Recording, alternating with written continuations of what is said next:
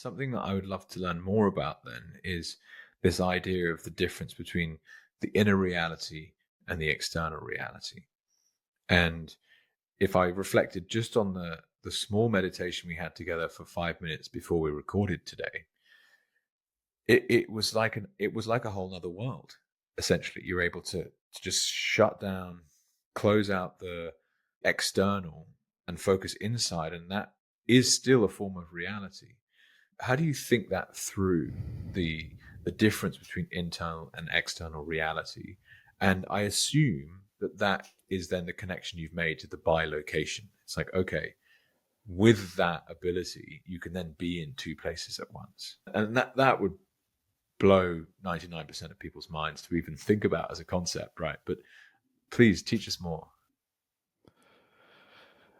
Yes. Yes, bilocation is sort of that you're in the external reality and the internal reality at the same time, and you're able to operate in both of these realities. But this takes a lot of time, a lot of training to do this.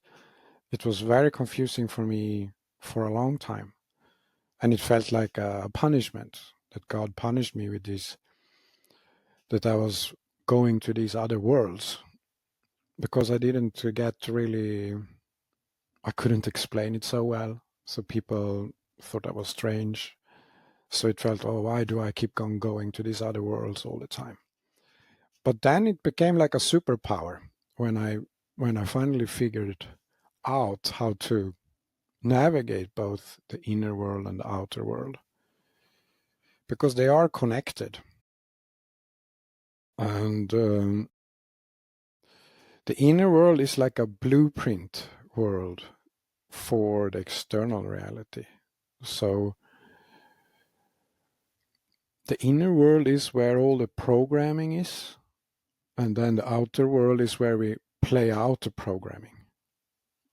So the external world is like a simulation where we're just playing out the different patterns that we have in our blueprint. So then learning how to navigate the blueprint reality started shifting my external life radically.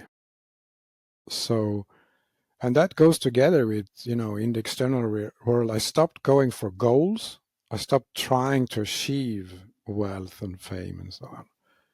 So instead, I just leveraged the blueprint reality, because then I could tune the different fields of my external reality, and then in my external reality, I would just experience better and better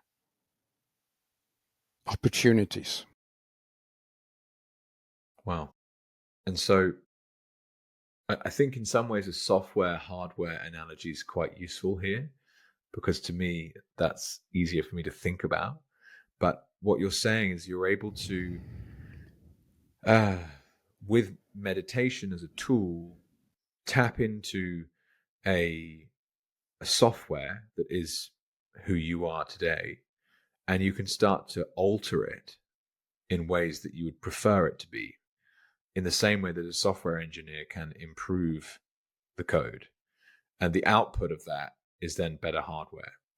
And then your physical reality changes too. Would that be a fair analogy to make? And if that is the case, is there any kind of specific examples you can give of where you were able to upgrade your inner reality that created a very specific external reality result? Yeah. Yeah. So we have the example of, I can't pick which example I should choose. Maybe I could guide you a little more. I felt, having asked that question, that in some ways I was already trying to force the conversation to show me problem solution or input output. but you've already touched on the fact that it's about flow and in some ways relaxing and releasing to the universe and allowing things to unfold. So perhaps my question is too charged already. I'm like thinking about, I don't know, like a startup pitch deck or something. I'm like, come on, show me how we can figure this out better than anyone else. So let me try and scale that back in a sense. And when you get into better flow, what are some of the experiences you've had as a result? Yeah, thanks for that reframing, because it's this goal-orientated thing doesn't really work with this. It's not like I go inside and then I try to manipulate the universe to give me surprises. So it's more like we really have to accept the path that the universe gives to us. It's just that when we go inside, we can make, it's like if you have it's just you're staying in one path and you're doing one thing. When you go inside, you can open up to more possibilities that were not accessible before. So when we look at a company, for example, so because I work with CEOs, I work with individuals, I work with communities. And what we do then, we go in and look at the blueprint of the company. So in the company, they have sort of problems. And as long as they try to solve them in the external world, usually it sort of leads to even more problems, to even more problems, to even more problems. But when we look in the blueprint reality, we are able to tune the distortions. And then in the external reality, the problem is solved by itself. Interesting. So this could be an analogy that comes to mind there is something that came up for me in a brilliant conversation I recorded earlier today with Simone, who will be out in the same week as yourself, where we're basically talking about medical intervention versus the natural healing process.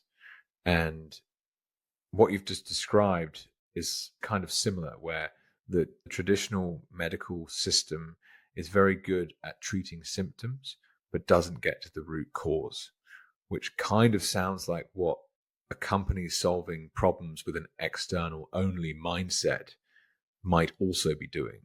But by being able to take an internal view as well, you can get to the root cause